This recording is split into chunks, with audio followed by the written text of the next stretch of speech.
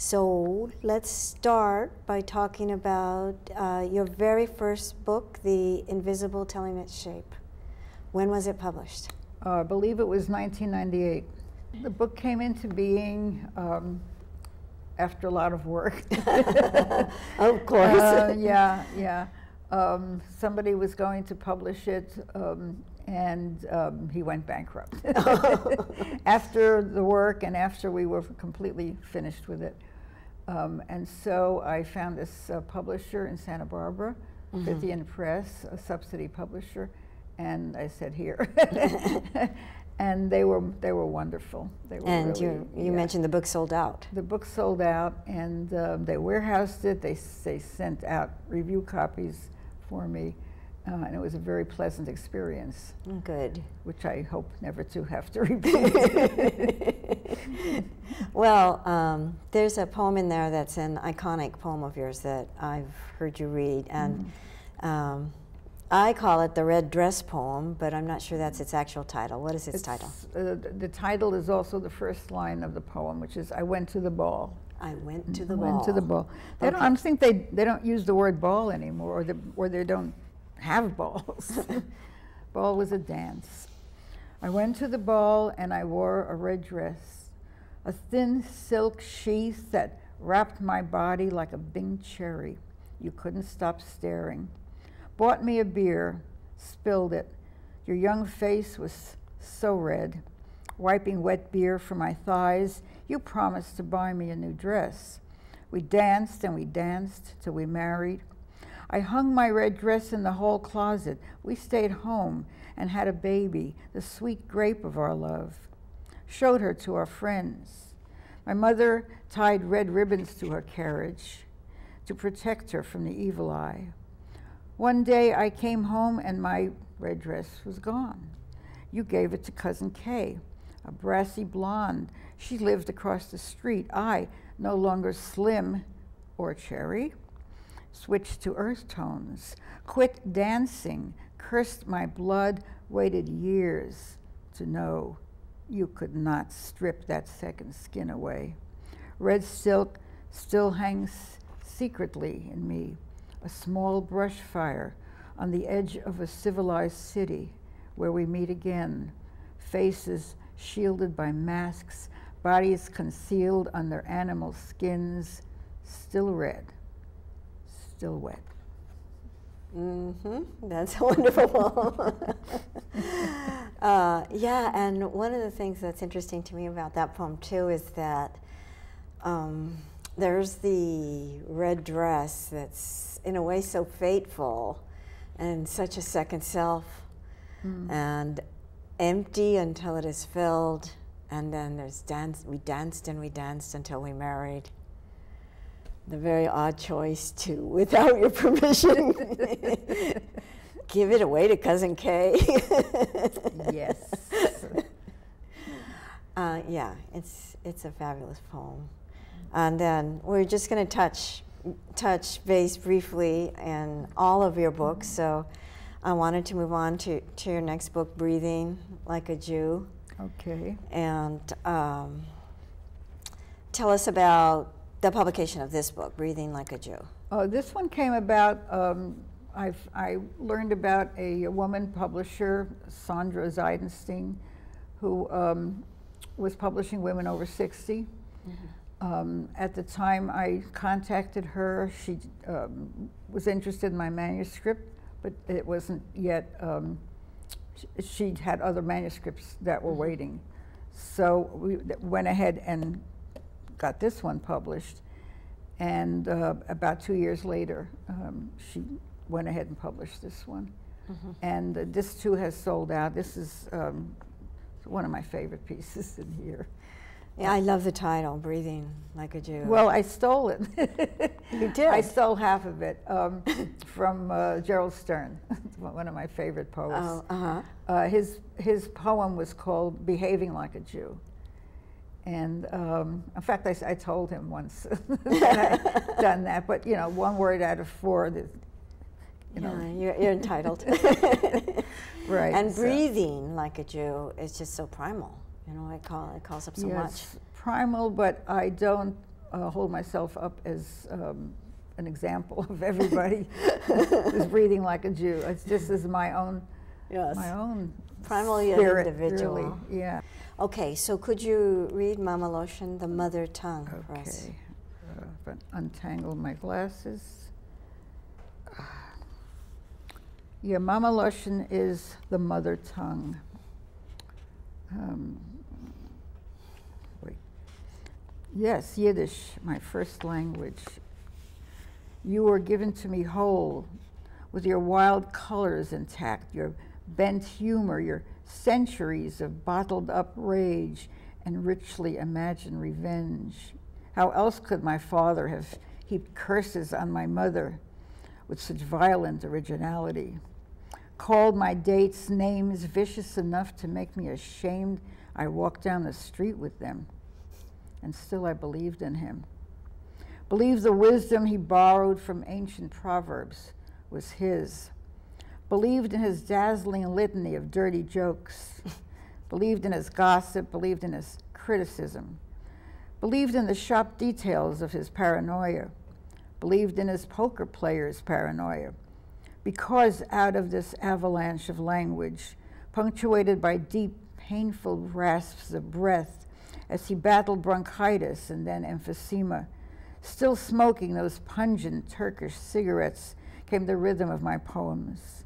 Like hard slaps with an open palm. Panic, he would run out of breath and die at the door of our third-floor apartment. Die in the middle of a shout or a story. But where in his mouth were the milk and the honey? And where was his boyhood and David's? And where was the sheep herder's whistle calling down the steep slopes of Hebron? And where in his mouth were the biblical mothers, Sarah, Rebecca, Rachel, and Leah? And where in his mouth was his own mother, Rachel, who taught him the one song he sang to me when I was a child? Could you talk a little bit about Yiddish being your first language and your situation as a child? I don't know much about the situation. I imagine that I hardly spoke English when I entered elementary school in first grade. On the other hand, I did have other kids in the neighborhood, but I spoke Yiddish to my parents virtually till the day they passed. And I've unfortunately lost a lot of that because my sister and I sometimes have a little conversation just to keep things going. But yeah, I was quite fluent in Yiddish, yeah. And I learned how to read and write also. Were your parents immigrants? Yes. And immigrants from? Hungary. Oh, from Hungary. Yeah. And when did they immigrate? My mother came to this country in 1923, and in 1929 she went back for a visit and met my father. I believed it was what we call a shidduch, matchmaking. Oh, really? Yeah. And they got married, and then he came out about a year after she got back, in the height of the Depression. In the height of the Depression, yeah, and that must have been difficult. Yeah, and I was born in, well, never mind. That's, a few years later, basically grew up in the Depression. Yeah. Yeah. Yeah. Well, I was very struck by this idea of the avalanche of language. Out of this avalanche of language, you got the rhythms of your poetry. And they don't sound like, they sound like some pretty sharp rhythms. You know? Well, he was really a storyteller, my dad, you know, with the dirty jokes. But he was, and from him I got mostly the family stories. I didn't get that much from my mother. So that was a strong influence. Yeah. Well, I was also very interested in the ending of the poem, where you get to that hinge of the poem, but where in his mouth.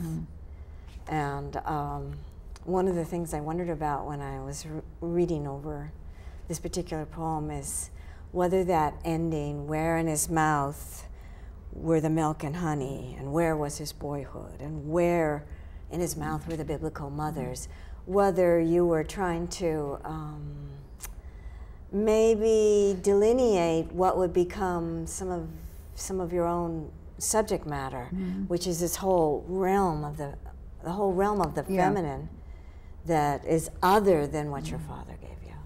How do you feel about that?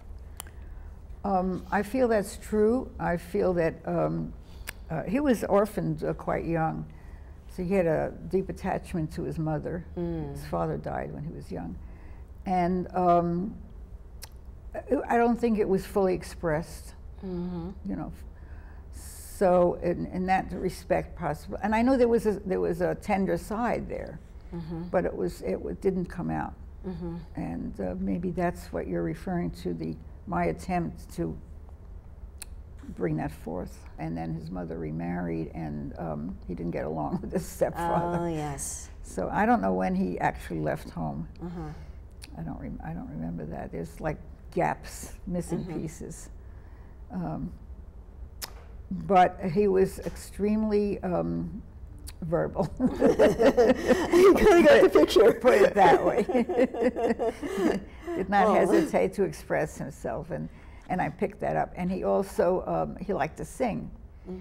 So there was liturgical music in our home, and I think a lot of that rhythm has also found its way into my oh, that's work. Interesting, because that's kind of was my next question, because there's this reference to song at the end,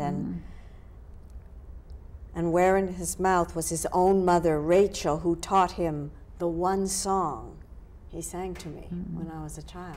Which sadly I don't remember. I just have the sense of it.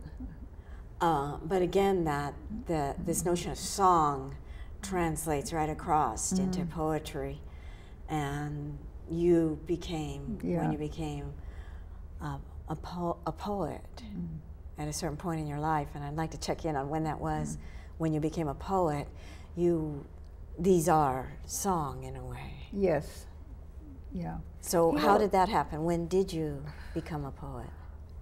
I don't remember becoming a poet. When did you think I was always a poet? I didn't think I was a poet till I was in my 60s, when I was able to say I was a poet. But I was writing poetry when I was a child. But how did it happen that at 60 you became able to say I'm a poet, and now you've published 4 books? Yes. Explain that. I don't know how that happened. I think it had to do with courage, because being a poet was not highly regarded, shall we say.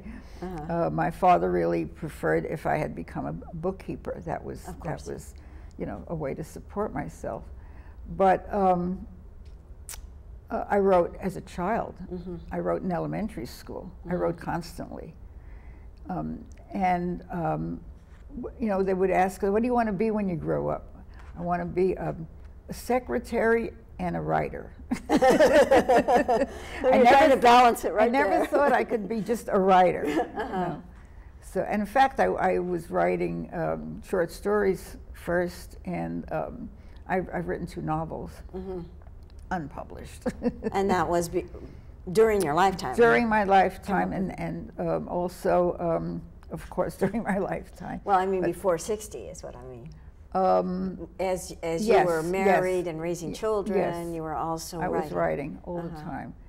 But really solidifying my identity as a poet came rather late, where I was able to say, this is what I am. This is what I do. Yeah, this is what I do and am. I mean, I just told a friend the other day, I'm starting to think in poetry.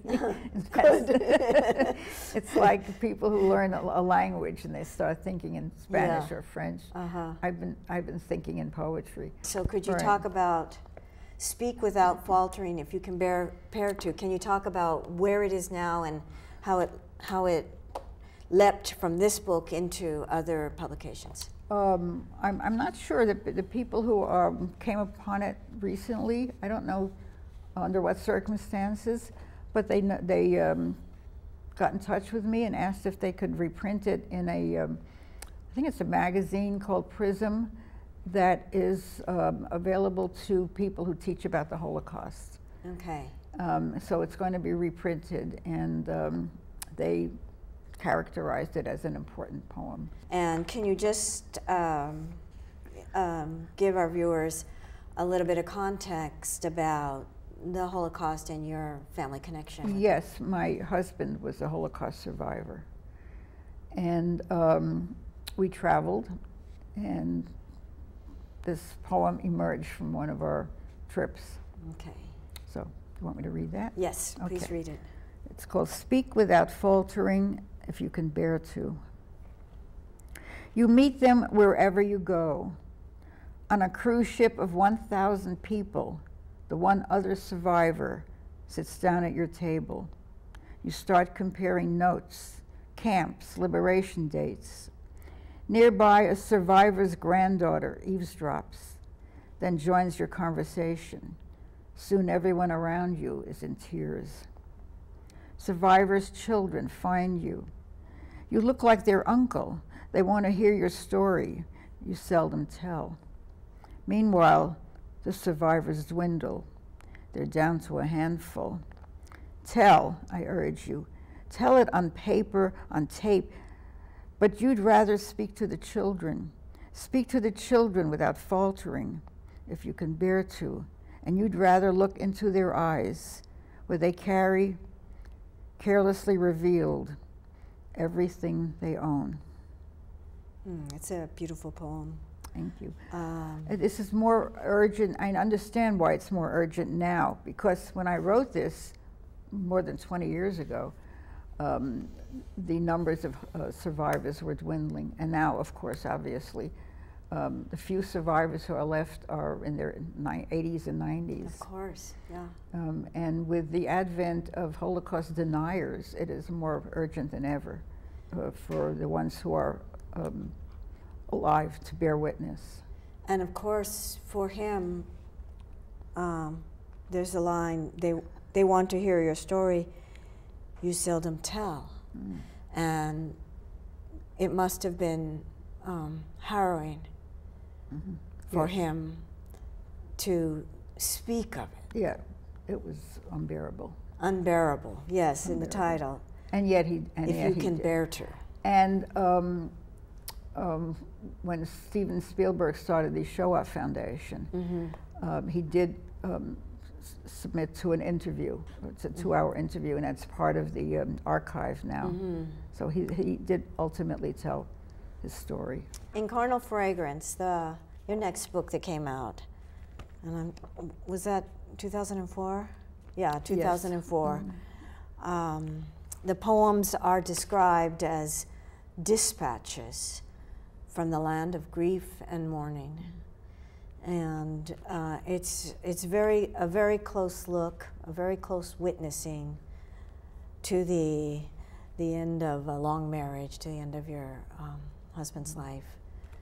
And I wanted to just touch base a little bit about the title, Carnal Fragrance. It's a very odd title. Yeah, can you talk a little about it? Some people feel it's misleading because the cover. The cover and, well, even the title itself. It came out of one of the poems, and it was part of a longer phrase, and it was the carnal fragrance of hope. That was the full line, and in fact, that was the original title of the book.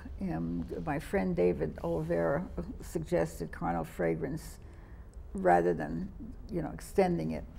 But what I was implying there was that hope is a two-edged sword. Yeah. And there's always hope, but it's also very seductive. Yeah.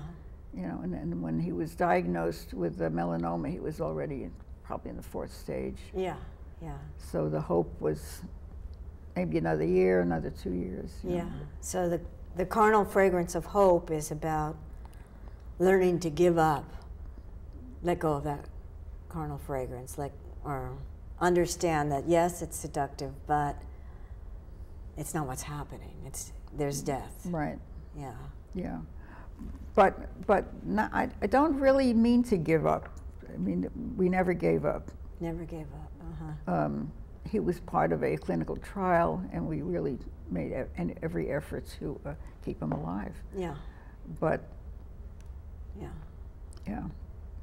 So if you don't mind, I wanted you to read the poem It Began, which sort of describes finding out.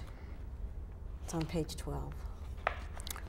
It began with randomness, the fabulous, violent smell of first attraction. It veered like a runaway bus into a reckless marriage, lust to merge, to be wholly known, to be let alone.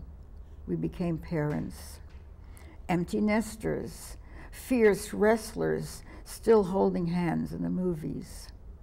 Settled at last into an edgy accommodation, we began growing old, softened by the balm of intimacy. There must have been something left smoldering. It began with a mole that became a seedbed of hot dislocations, the yes and no of what we would and would not do. No one else saw it, just we two. No seer or physician was consulted, while its power grew to split us apart, one of us afraid, one furious. One is afraid, one justifies, one denies, one badgers, one postpones, one shrugs. Both are afraid. For a year the fear was folded and unfolded, and when at last the diagnosis came, I nearly smiled to be so cruelly vindicated. Yeah, to be so cruelly vindicated. One of the interesting things for me about this poem is that in the first half of the poem, it begins and encapsulates really, I don't know, the first 40 years of your marriage. Mm-hmm. And then in the second half, it begins again with the mole. And the connection there is there must have been something left smoldering. Mm-hmm. So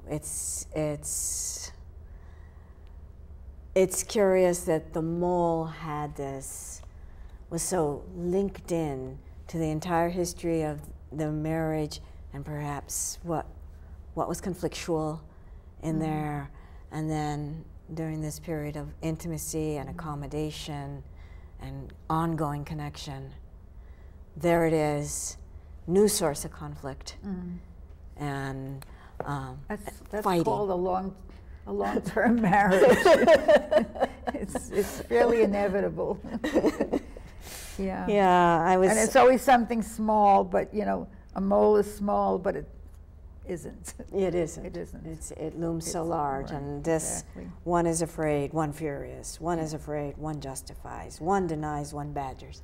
This conflictual thing. Come on, will you get that look? Yeah, I'll get that looked at, or however. Yeah.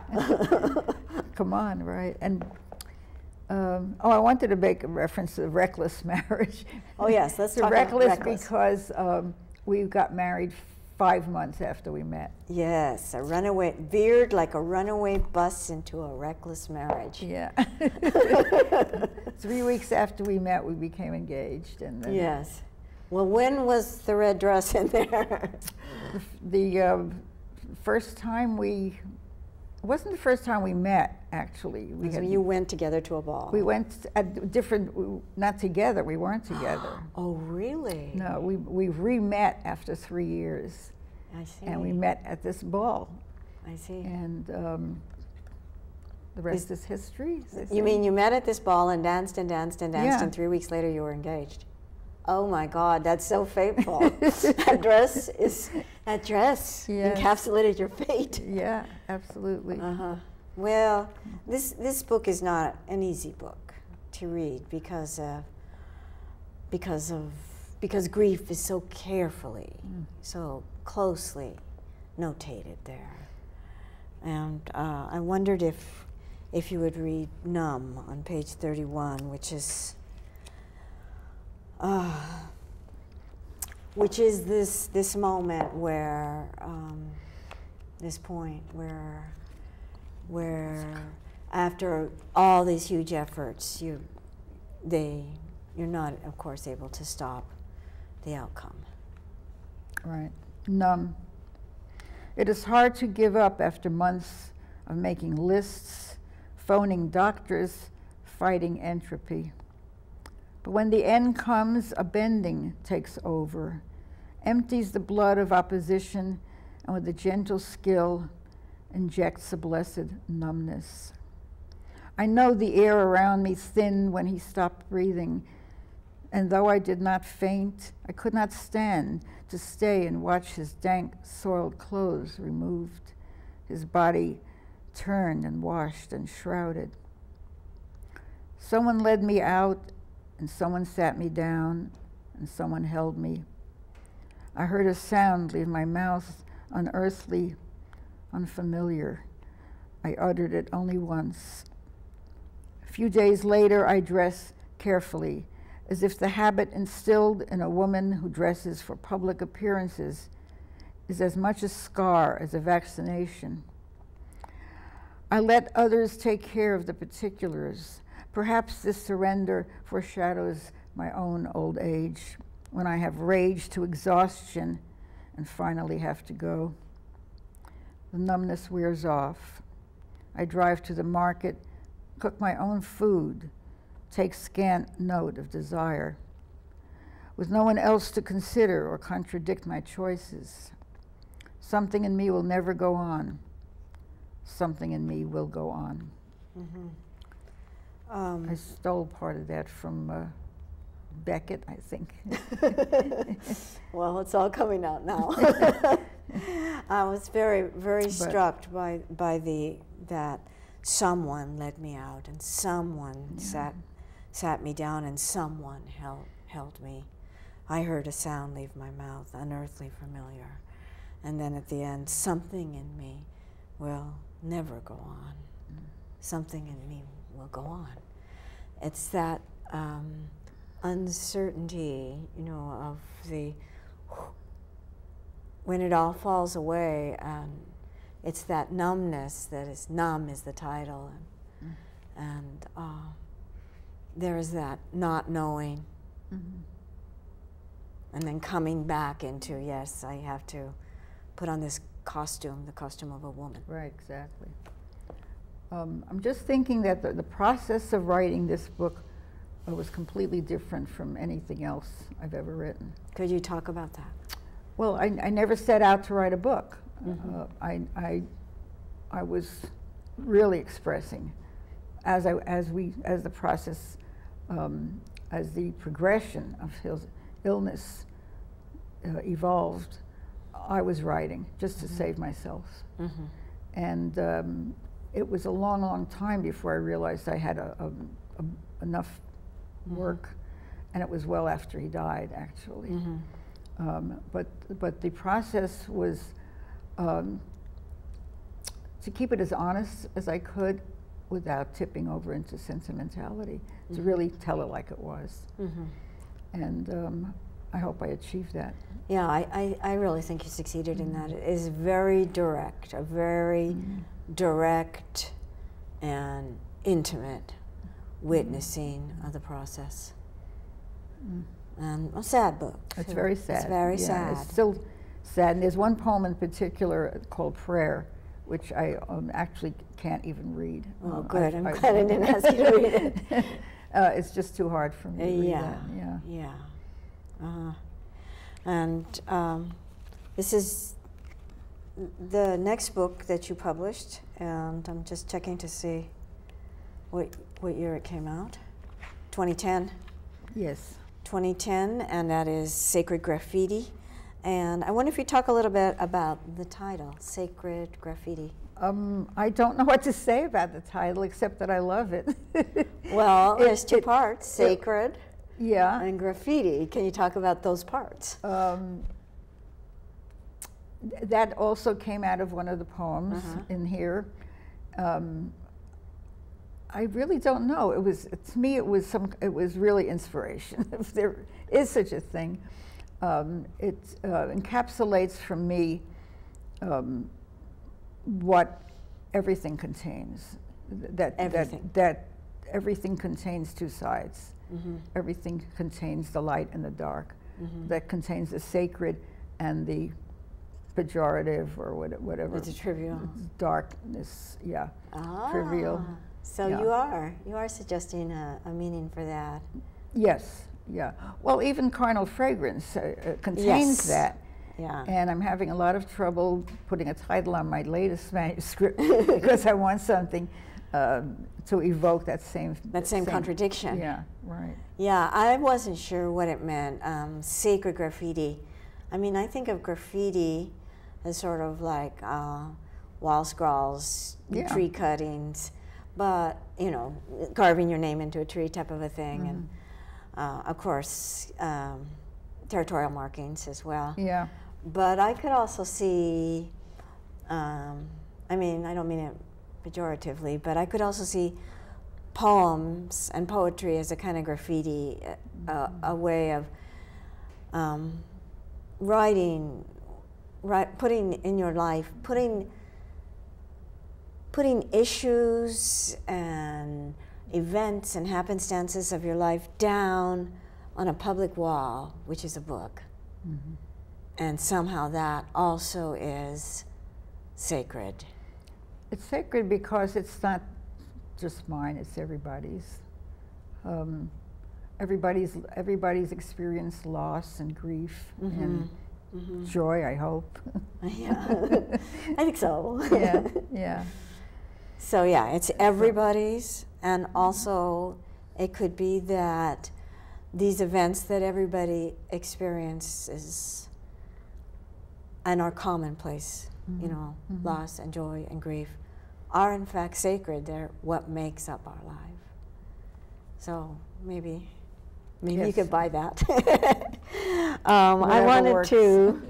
I noticed it had also a theme of artists in there. That part of the book is devoted to relating to art, and part of the book is devoted to what I would call a theme of ripeness. You know, growing older, and maturity and age, and hopefully maturity. The vision. Yeah. But what I wanted to touch base with from this book is another poem about your father, which is on page 37, because he's such an evocative subject for you as this character. Yeah, that's a good way of describing him. I read the poem about our father in front of strangers. Why did you have to pick that one? My sister said later. She would have liked me to read something lighter. Maybe the one about the summer we grew Swiss chard in the Victory Garden. But instead, I read the poem about our father in front of strangers. He'd been dead so long, the stones and dirt had forgiven him. Why hadn't I? While my sister sat in the back, cringing. This stays with us, he used to say after the plate hit the wall. And he'd interlace the fingers of both hands to show how united we were, a feint that failed to contain his soliloquies of suicidal desires. If the dead, excuse me, if the dead want their daughters to protect them, they shouldn't ask us to become their liars. I read the poem to forgive myself for making silence virtuous. I read the poem because even the air knew what happened and gave it to my throat to shape and placed it in my hands and raised it to my lips. That's a very powerful poem. For me, if the dead want their daughters to protect them, they shouldn't ask us to become their liars. It's just fabulous. And then that issue about making silence virtuous in order to really heal. We get past silence and in order to forgive. Yes. So, see? You can tell your sister, you know. I hope she'll be watching this and mulling it over. Yeah, but again, above all, the character of your father is what comes out so strongly. On the one hand, this stays with us, and after the plate hits the wall, and we're like this. Yeah, you know? right. This is how united we are. And then on the other hand, the despair, the deadly, near deadly despair that he suffered from, and his outsized anger, you know, all of that. And at the very end, when you're talking about, even the air knew what happened and gave it to my throat to shape. And there comes, again, your own capacity as a poet. Your throat shaped it and put it in a book. And then you were forced to open the book and read it out loud in front of strangers. Yes. And that's part of what this art form is. It really is. You know the poem by Sharon Olds where she addresses her parents? You know which one I'm speaking? I don't know the name of it, where she says, you know, don't get married because you're going to mess up. And then at the end she says, well, go ahead and do it, and I will write about it. And that's what we do. That's what we do, exactly. That's what we do. And then I also wanted you to read, just to go back again, to kind of come full circle to, but where in his mouth were the biblical women? Where was his own mother, etc.? And your own concern with women and the feminine. I wanted you to read Marrow Bones. Is it Marrow Bones? Marrow Bones. Yeah, on page 61. I'm not sure it was one word or two, but I melded it into one word. Yeah. Marrow Bones. The fat women in the Coney Island steam bath pinched my cheek and laughed at nothing. Sweat gleaming off their skin and coarse curly hair, not a bone to be seen anywhere. Not in my aunt's long breasts, none in the flesh of my mother's belly. I grew up in the shelter of kitchen gossip, amplitude nourished by yeasty smells, pillows of soft rising dough, a feminine language that taught me where the body begins, its armature concealed, its health augmented like good soup. By 6th grade, I knew I was fat. I married a man with a flat stomach and an unrequited hunger. The soup the Nazis fed him in their concentration camp was thin as silk. What floated there thinner still. From the aunts and mothers, I learned wisdom is liquid. Rescue a recipe they give to their daughters. When the soup is done, I remove the bones, scoop out the glutinous marrow, every last shred. I spread it on fresh rye bread. I watch him eat, and my heart gets fat.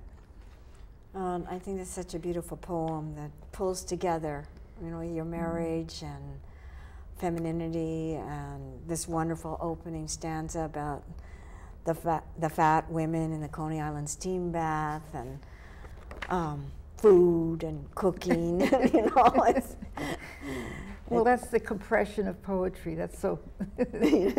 That's why I'm so drawn to it. When I was writing novels, everything got spread out, and I guess this is more my language.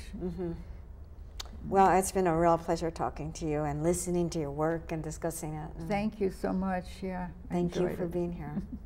I appreciate it. Thank you.